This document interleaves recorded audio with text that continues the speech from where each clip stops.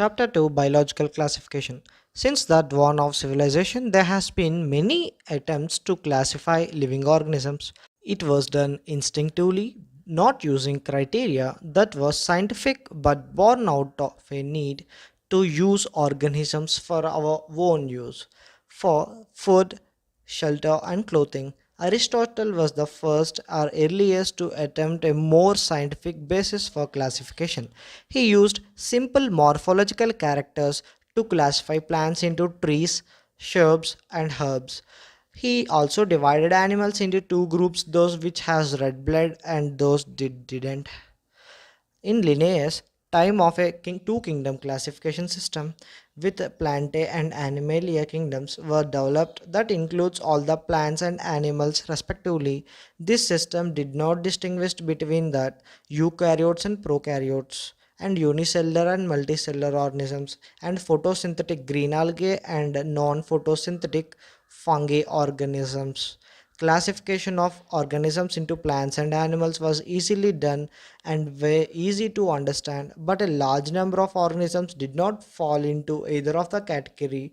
Hence, the two kingdom system classification used for the long time was found inadequate.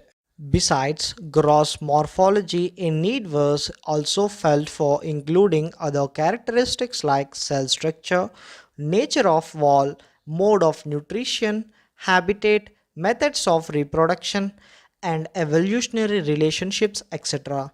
Classification systems for the living organisms have hence undergone several changes over the time through the plant and animal kingdoms have constant been under all the different systems. The understanding of what organisms he included under these kingdoms has been changing. The number and the nature of other kingdoms has been understood differently by different scientists over the time. We can see the characteristics of the five kingdom. The five kingdom classification consists of monerans, protists, fungi, and plantae and animalians. The cell types in the Monera is prokaryotes, in the Protista eukaryotes, and remaining fungi, plantae, and animalia also common eukaryotics. While coming to the Monerans, the cell wall is non-cellulosic and polysaccharide plus amino acid combination. While coming to the Protista, the cell wall is just present in some of the organisms. While in the fungi, the cell wall is present with chitin, and in plantae, the cell wall is cellulose, and there is no cell wall in animalia. In monerans, there is no nuclear membrane, but protista, fungi, and plantae and animalian, the nuclear membrane is present. In the same way, the body organizations, the moneran is cellular and protista is also a cellular. Next, fungi is multicellular and some loosened tissues. While coming to the plantae, it having tissues and organs. In animalia, its tissue, organ, and organ systems are present. The mode of nutrition you can see here. Monerans autotrophic and heterotrophic. The protistans is autotrophic and heterotrophic. Fungi is heterotrophic, saprophyte and parasite. In plantae, it is autotrophic, photosynthetic, and animalia is heterotrophic, etc. You can see here. Next, while coming to R.H. Whitaker, in 1969, he proposed a five kingdom classification. The kingdom consists of monerans, protists, fungi, plantae, and animalia. The main criterion for classification that he includes cell structure, body organization, mode of nutrition, reproduction, and phylogenetic relationships. You can see in the table 2.1 just we now discussed. Give us a comparative amount of different characteristics of five kingdom. The three domain system has been proposed that divides the kingdom Monera into two domains. Leaving the remaining eukaryotic kingdoms in the third domains, there has been six kingdom classification in the three domain system. You will learn about this in higher classes. Let us look at the five kingdom classification to understand the issue and considerations that influenced the classification system. Earlier classification systems includes bacteria, blue-green algae, fungi, mosses and ferns, and gymnosperms and the angiosperms under the plants. The characteristics that unified this whole kingdom was that all the organisms included had a cell wall in their cells. This placed together groups which wildly differed in the other characteristics. It brought together the prokaryotic bacteria and the blue-green algae, it means cyanobacteria, with other groups which were eukaryotics. It has also grouped that unicellular organisms and multicellular ones. You can, for example, it is Chlamydomonas and Spirogyra were placed under algae. The classification did not differentiate between the heterotrophic group fungi and the autotrophic green plants, though they also showed a characteristic difference in their cell wall composition. The fungi had a chitin in their cell walls on the walls, while the green plants has a cellulosic cell wall. When such characteristics were considered, the fungi was placed in a separate kingdom. It's known as kingdom fungi. All the prokaryotes organisms were grouped together under monerans, and unicellular eukaryotes organisms were placed in the kingdom protista. Kingdom protista has brought together Chlamydomonas chlorella, earlier placed in the algae within the plants, and both having cell walls, with paramecium and amoeba, which were earlier replaced in the animal kingdom, which lacks cell wall. It has put together organisms which in earlier classifications were placed in different kingdoms. This happened because the criterion for the classification system is changed.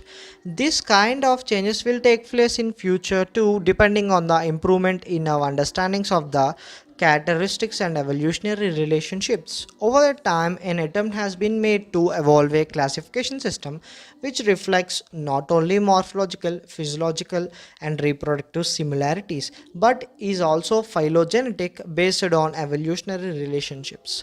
In this chapter, we will study the characteristics of kingdom monerans, protista, fungi of Whittaker classification system of classification. The kingdoms Plantae and Animalia are commonly referred to as a plant and animal kingdoms, respectively. We will deal with them separately in the chapter 3 and 4. 2.1 Kingdom Monera. Bacteria are the sole members of Kingdom Monera. There are almost abundant microorganisms. Bacteria occurs almost everywhere. Hundreds of bacteria present in handful of soil. They also live in extreme habitats such as hot springs, deserts, snow and deep oceans, where very few other life forms can survive. Many of them live in or on other organisms as parasites. Bacteria grouped under four categories based on their shape. The spherical coccus, plural it is cocci, you can see here it is cocci, it's spherical shaped, plural is cocci, and the rod shaped bacteria is known as bacillus, you can see in the picture here. And the next one, the comma shaped, is known as vibrium and vibria, you can see in the picture here. And the next one is the spiral shaped, and you can see these are bacteria of different shapes. Next, we will discuss about the bacterial structures. The bacterial structure is very simple. They are very complex in behavior.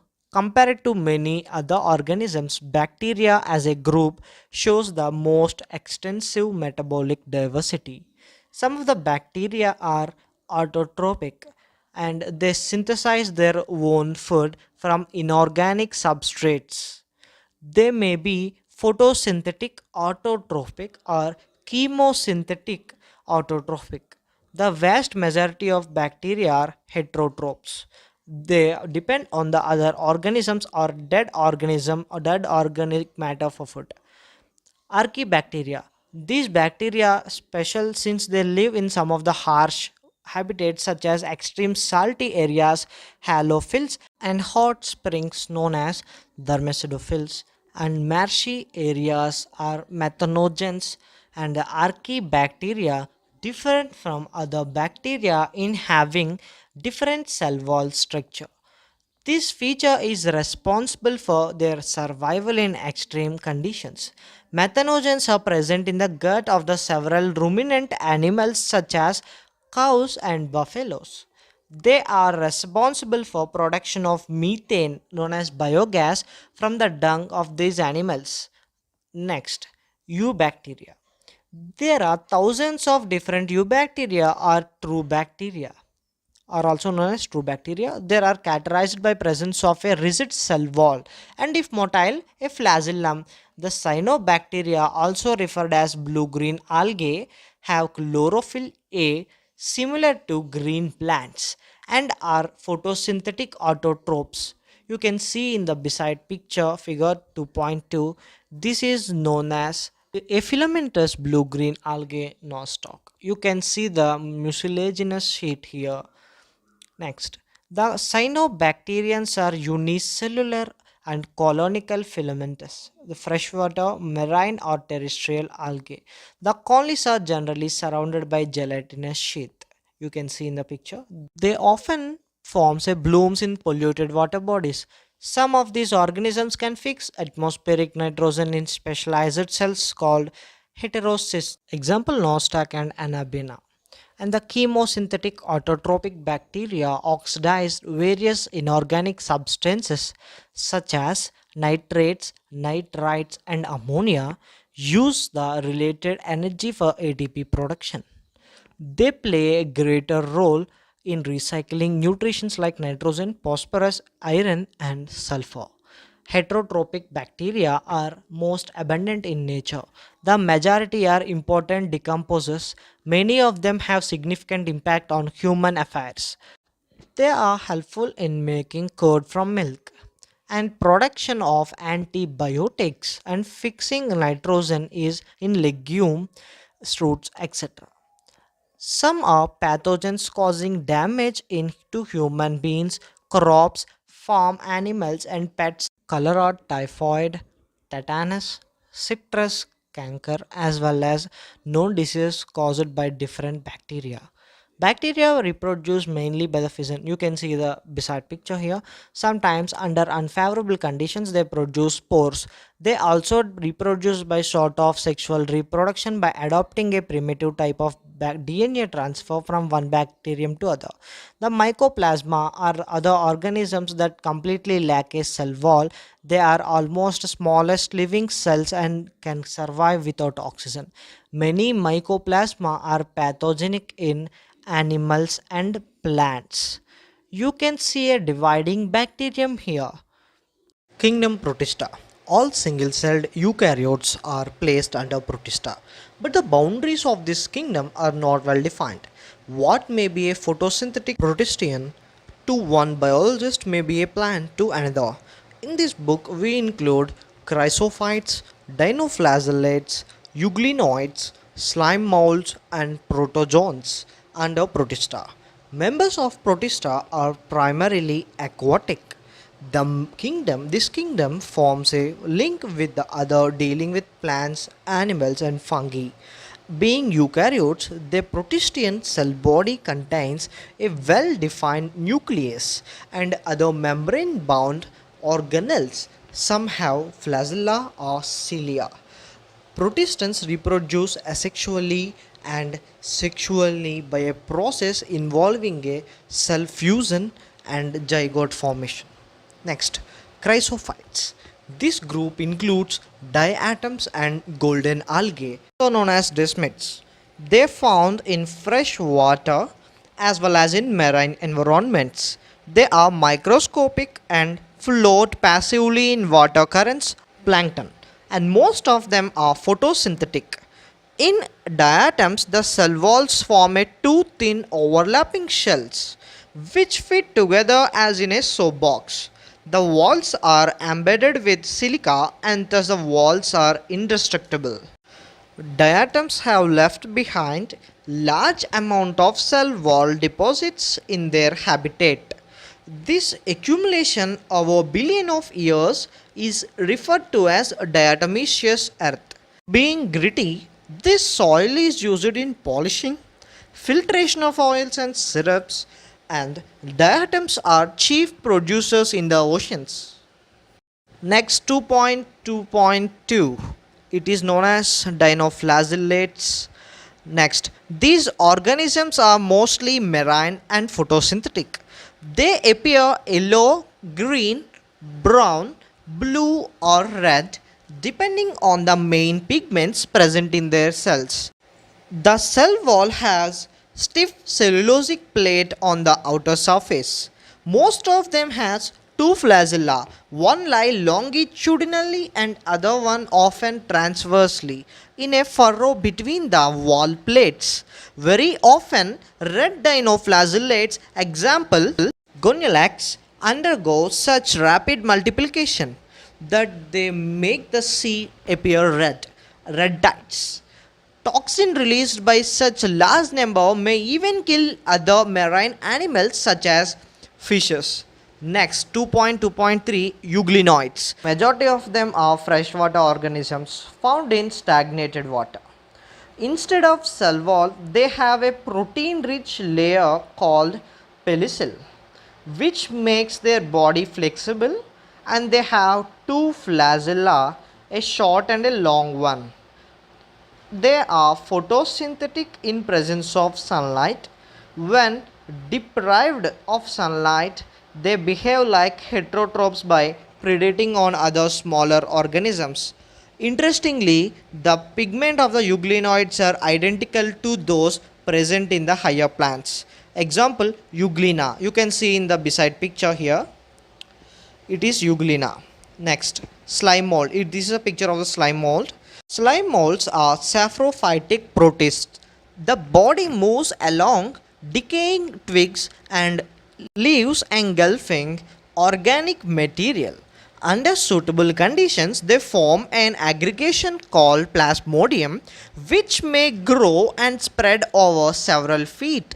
During unfavorable conditions, the plasmodium differentiate and forms fruiting bodies, bearing spores at their tips. The spores possess true walls and they are extremely resistant and survive for many years. Even under adverse conditions, the spores are dispersed by air currents. Next, protozoan. All protozoans are heterotrophs and live as a predator or parasites. They are believed to be primitive relatives of animals. There are four major groups of protozoans. The amoeboid protozoans. These organisms live in freshwater, seawater or moist soil. They move and capture. And beside you can see the paramecium, example of a protozoan. They move and capture their prey by putting out spodopodia. It is also known as false feet as in amoeba. Marine forms have silica cells on their surface. Some of them such as anamoeba are parasites. Next, flagellated protozoans. The members of this group are either free living or parasitic. They have flagella. The parasitic form causes diseases such as sleeping sickness. Example, trypanosoma. Next, ciliated protozoans. They are aquatic, actively moving organisms because of presence of thousands of cilia. They have cavity called gullet that opens to the outside of the cell surface. The coordinated movement of rows of cilia causes the water laden with the food to be stirred into the gullet. Example, paramecium. Next, sporozoans. This includes diverse organisms that have infectious spore-like stage in their life cycle. The most nutritious is Plasmodium, a malarial parasite which causes malaria, a disease which has staggering effect on human population. Kingdom fungi. The fungi constitute a unique kingdom of heterotrophic organisms. They show a great diversity in morphology and habitat. You must have seen fungi on mustard bread and roasted fruits. The common mushroom you eat and the toadstools are also fungi. White spots seen on mustard leaves are due to parasitic fungus. Some unicellular fungi, is example yeast, are used to make bread and beer. Other fungi causes diseases in plants and animals. Wheat rust causing Puccinia is an important example. Some are the source of antibiotics. Example, penicillium. Fungi are cosmopolitan and occurs in air, water and soil and on animals and plants. They prefer to grow in warm and humid places. Have you ever wondered why we keep the food in refrigerator? As it is to prevent food from going bad due to bacterial or fungal infections. With the exception of yeast, which are unicellular, fungi are filamentous. Their body consists of long, slender-like structures called hyphae, and the network of hyphae is known as mycelium. Some hyphae are continuous tubes filled with multinucleated cytoplasm. These are called coinocytic hyphae. Other have septa or cross walls in their hyphae, and the cell walls of fungi are composed of chitin and polysaccharides. Most fungi are heterotrophic and absorb soluble organic matter from dead substrates and hence called saprophytes. Those that depend on the living plants and animals are called parasites. They can also live as symbionts in association with algae as lichens. With roots of higher plants are called mycorrhiza. Reproduction in fungi can take place by vegetative means, fragmentation, fission, and budding. Asexual reproduction is by spores, conidia, or sporangiospores or zoospores, and sexual reproduction is by oospores, ascospores, or basidiospores. The various spores are produced in distinct structures called fruiting bodies. The sexual cycle involves three steps: fusion of protoplasms between the two motile or two non-motile gametes is called plasmogamy. Fusion of two nuclei is called karyogamy. Meiosis is in zygote resulting in haploid spores. When a fungus reproduces sexually, two haploid hyphae of compatible mating types come together and fuse. In some fungi, the fusion of two haploid cells immediately results in diploid cells 2n. However, in other fungi, ascomycetes and basidiomycetes, an intertwining dikaryotic stage n plus n, two nuclei per cells occurs. Such condition is called dikaryon, and the phase is called dikaryophase of fungus. Later the parental nuclei fuses, the cell becomes diploid. The fungi form fruiting bodies in which reduction division occurs, leading to the formation of haploid spores. The morphology of mycelium, mode of spores formation, and fruiting bodies form the basis of the division of the kingdom into various classes. This is a PYQ here. Next, phycomycetes. Members of phycomycetes are found in aquatic habitats, on decaying wood, in moist and damp places, or as obligated parasites on plants. The mycelium is aseptate and coniocytic. Asexual reproduction takes place by zoospores. They are motile, or by aplanospores or non-motile. These spores are endogenously produced in sporangium. A zygospore is formed by fusion of two gametes. These gametes are similar in morphology, is known as isogamous, or dissimilar anisogamous or oogamous. Some common examples are mucor, you can see in the picture A, and rhizopus, a bread mold. Albugo is a parasitic fungi on mustard. Next, ascomycetes. The commonly known as sac fungi. The ascomycetes are mostly multicellular, example penicillin, are rarely unicellular in yeast, also known as Saccharomyces. There are saprophytic decomposers, parasitic or coprophilous, are growing on dung. Mycelium is next. Before that, the first one is mucor, and the next one is aspergillus, and this is our mushroom agaricus. You can see the names here. And the next, mycelium is branched and septate. The asexual spores are conidia, produced exogenously on the special mycelium called conidiospores. The conidia on germination produce mycelium. Sexual spores are called ascospores, which are produced endogenously in sac-like asci, singular ascus. These asci are arranged in different types of fruiting bodies called ascocarps. Some examples are aspergillus, you can see in the figure 2, claviceps and neurospora. Neurospora is used extensively in biochemical and genetic work. Many members like morels and truffles are edible and considered delicacies. Basidiomycetes.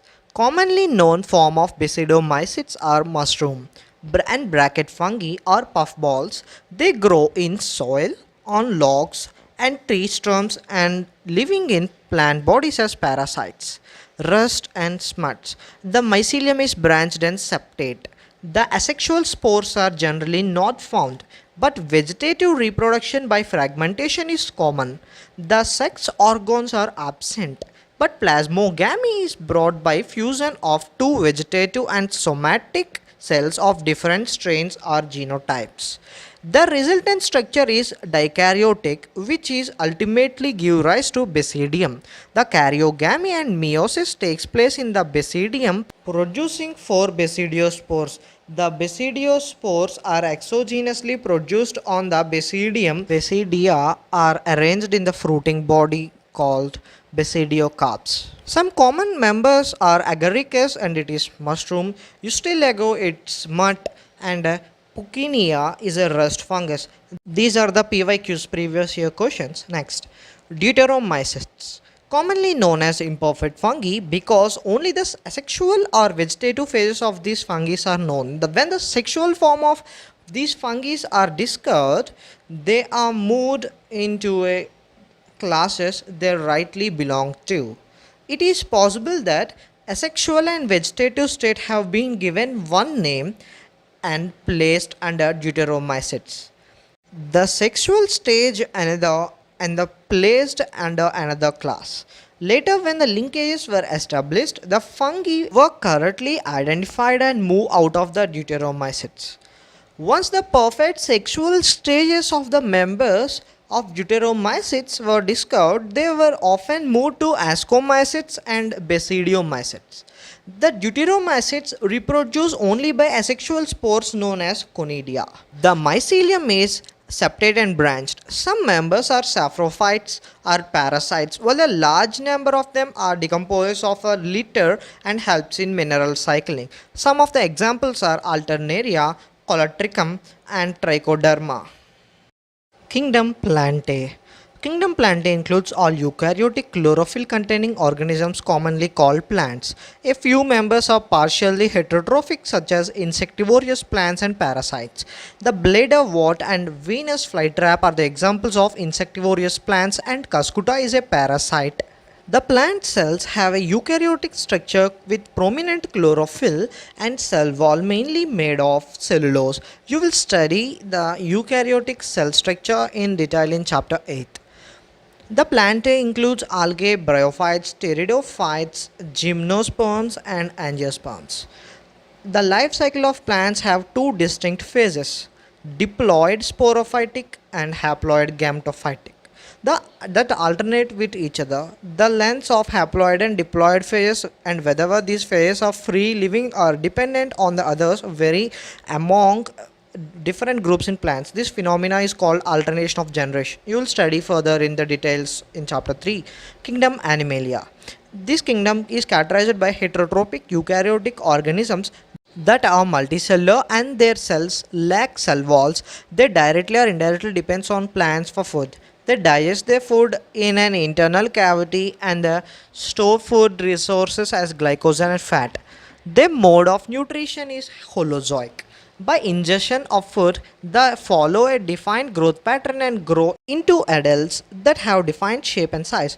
Higher forms show elaborated sensory and neuromotory mechanism. Most of them are capable of locomotion. The sexual reproduction is by copulation of male and female followed by embryological development. Silent features of various phyla are described in chapter 4. Next, viruses, viroids and prions and lichens. In the five kingdom classification of Whittaker, there is no mention of lichens and some acellular organisms like viruses, viroids and prions. These are briefly introduced here. All of us who have suffered the ill effects of common cold or flu know what effects viruses can have on us. Even if we do not associate with it our conditions, viruses did not find a place in classification since they do not consider truly living. If we understand living as those organisms that have cell structure, the viruses are non-cellular organisms that are characterized by having an inert crystalline structure outside the living cell. Next, you can see the diagram of TMV, tobacco mosaic virus and bacteriophage here. You can see the head and the collar and the sheath and the tail fibers. These years the diagrams also very much important. You can have to see here. These are the capsids and the RNA structure of the tobacco mosaic virus. Now coming to here, Once they have infected a cell, they taken over the machinery of the host to replicate themselves, killing the host. Would you call the viruses living or non living? Answer in the comment section. The name virus, that means venom or poisonous fluid, was given by Dmitry Ivanovsky in 1892, recognized certain microbes as casual organisms of the mosaic disease of tobacco. They were found to be smaller than bacteria because they passed through bacterial proof filters. M.W. Bizernik in 1898 demonstrated that extract of infected plants of tobacco could cause infection in healthy plants called fluid as Contagium vivium fluidum, infectious living fluid. W. M. Stanley in 1935 showed that viruses could be crystallized, and crystals consist largely of proteins. They are insert outside their specific host cell. Viruses are obligate parasites. In addition to proteins, viruses also contain genetic material that could be either DNA or RNA.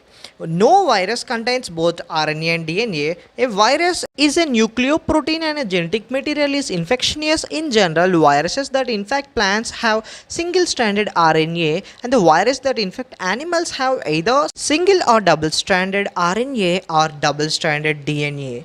Bacterial viruses are bacteriophages. Viruses that infect the bacteria are usually double-stranded DNA viruses. The protein coat called capsid, made up of small subunits called capsomers, protects the nucleic acid. These capsomers are arranged in helical or polyhedral geometric forms. Viruses cause diseases like mumps, smallpox, herpes, and influenza, and AIDS in humans also caused by virus. In plants, the symptoms are called mosaic formation, leaf rolling, curling, yellowing, and vein clearing, and dwarfing and stunted growth.